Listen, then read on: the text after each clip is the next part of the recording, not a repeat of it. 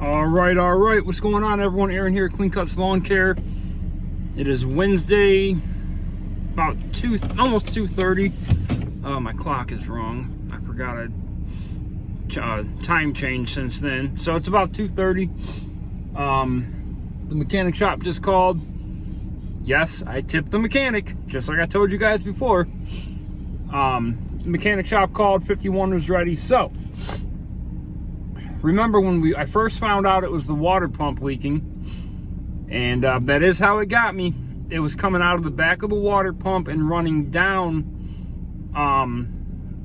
basically down the truck, and it was leaking off the bell housing. That's how I got confused about what was leaking. So I remember when they first called me for the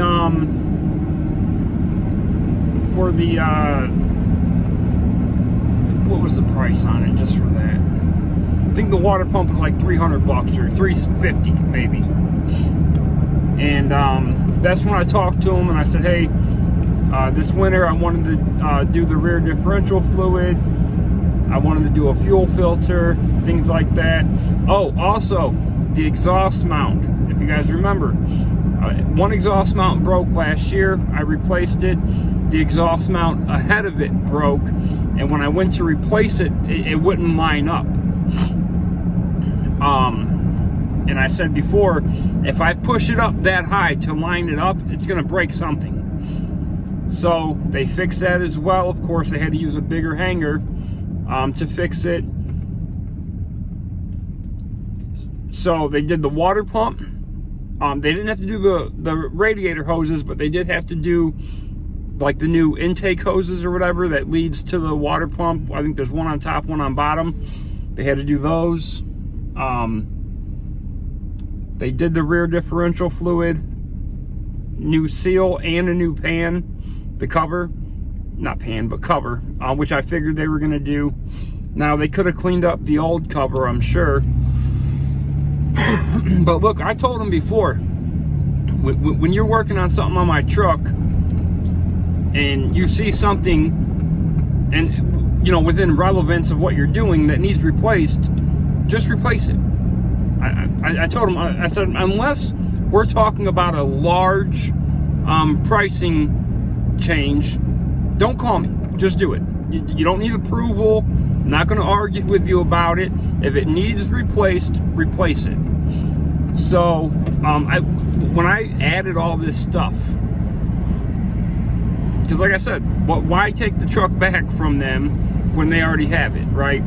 So I added all this stuff. I never even asked for the price. I just gave them a list of everything I wanted done.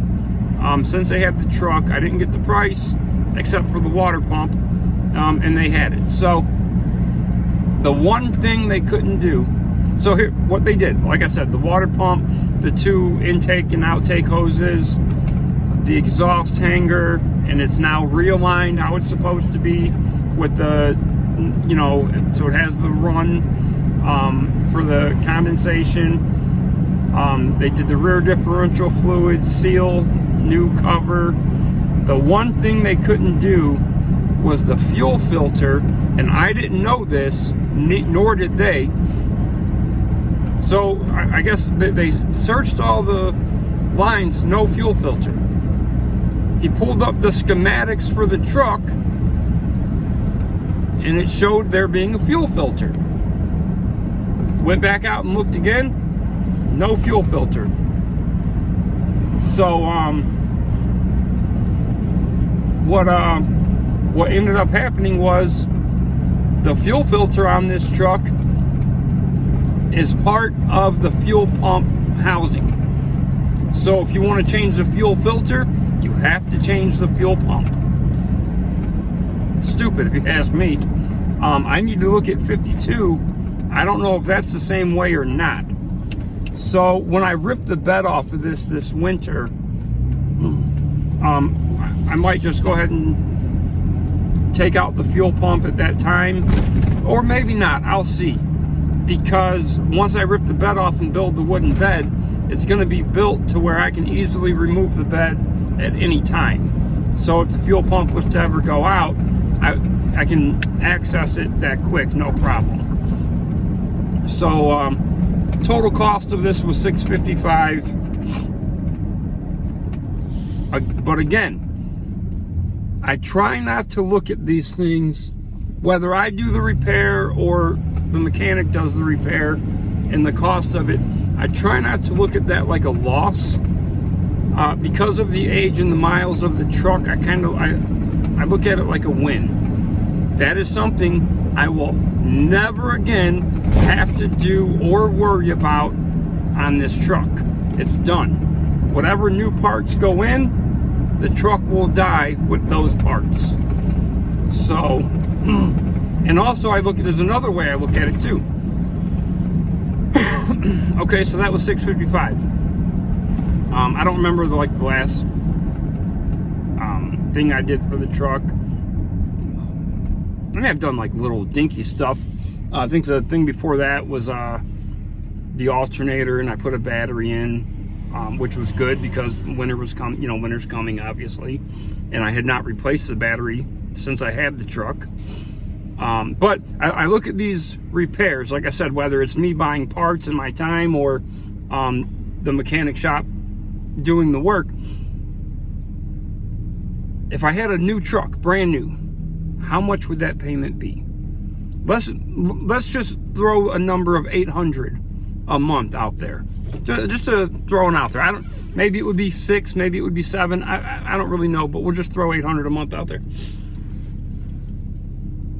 So you have something like this, $655, right? That's one time. How many times throughout the year is the truck going to go into the shop or me do a significant repair on it? And then how much is that going to equal?